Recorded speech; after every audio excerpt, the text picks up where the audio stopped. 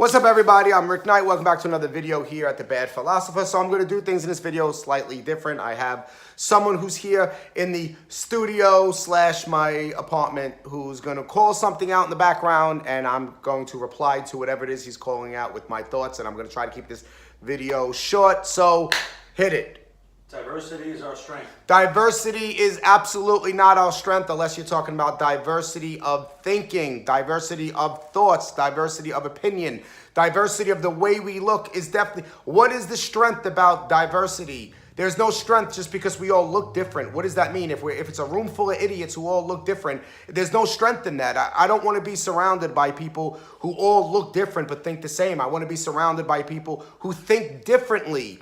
I really don't give a shit what anybody looks like. I mean, let's be real. If you're going to hire me as a plumber to come and fix your plumbing system, you don't care about being diverse. You want someone who's competent, right? You want someone who's intelligent, someone who's smart, someone who you can trust, who's liable. Your first thought is not, I hope it's a black or a gay guy that comes and fixes my plumbing. I hope it's a woman who fixes my plumbing. I hope it's a one-armed midget who fixes my toilet. No, you want someone who's competent. So diversity is not a strength based on skin color. It is only a strength based on our thoughts. The intellect is the only thing that matters. Next. You need to pay your fair share. We all need to pay our fair share, meaning we work, we're productive citizens, we pay into the system in any way, we provide whatever we need to provide so society can move smoothly. When they say pay your fair share, they usually mean taxes. We can go into a long discussion about taxes. As a member of the libertarian side, we tend to think that taxation is theft, but it's a slippery slope because we do need taxes. We do need to fund the military, the police, the fire department. There's things that need to be funded. I just think we go a little too far with these taxes, but we all need to pay our fair share as far as being productive and adding to society and contributing to the world that we live in. Next. Build the wall. Build the wall. Absolutely. Build the damn wall. We can't have people sneaking in other humans, sneaking in drugs, sneaking in firearms.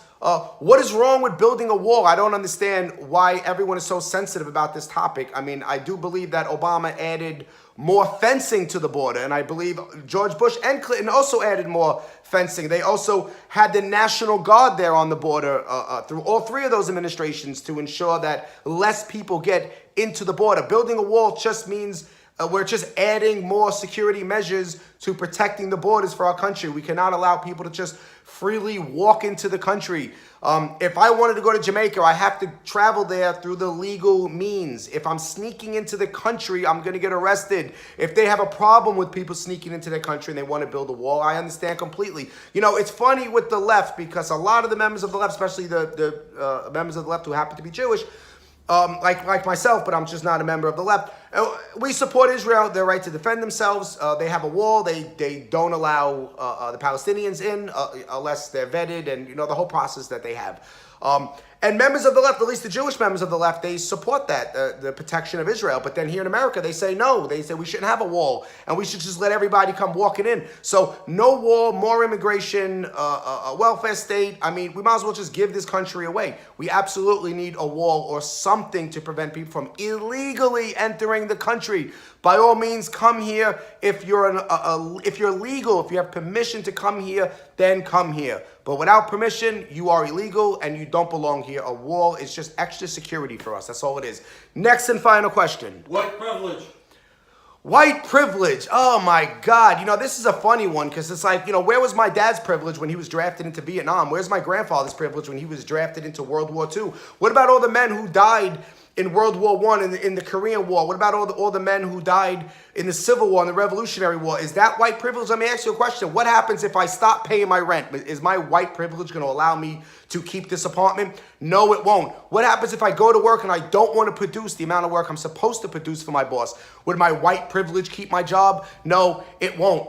I mean, what is this thing about white privilege? We really have something called American privilege that all of us are benefiting from. But as far as this white privilege, that I have privilege that a person of color doesn't have, whenever I ask for a simple explanation or an example of white privilege, it's always something, stupid as, well, you can walk into a store without being followed.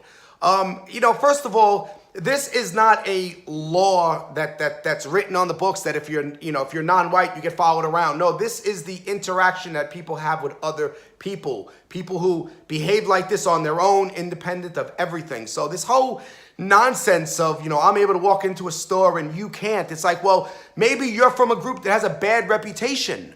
I'm from a group that doesn't have such a bad reputation. But you know what? Some people might perceive me in a certain light depending on the way I'm dressed and the way they view me with all the tattoos I have. I wear a bandana a lot. People can look at me and assume that I represent something that I don't based on their own ignorance. Should I look at that person and say, hey, that's Asian privilege. Hey, that's Spanish privilege. That's women's privilege. That's black privilege. That's a Spanish privilege. I mean, let's be real. This whole white privilege thing is just nonsense. It's completely nonsense considering the fact that most Americans, black, white, it doesn't matter what you are, we're all struggling to just survive and make it. And, it's pretty crazy when you have like all this privilege. Meanwhile, you have all of these different organizations that will help you go to the most expensive universities.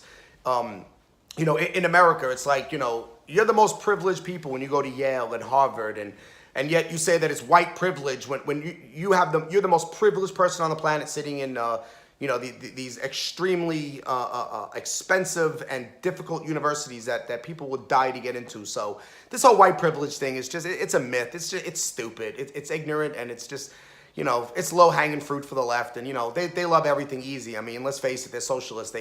They want to win for losing. So, but that's about it. Well, if you agree with me or disagree, I don't care. Comment, hit the like, hit the share, hit the bell.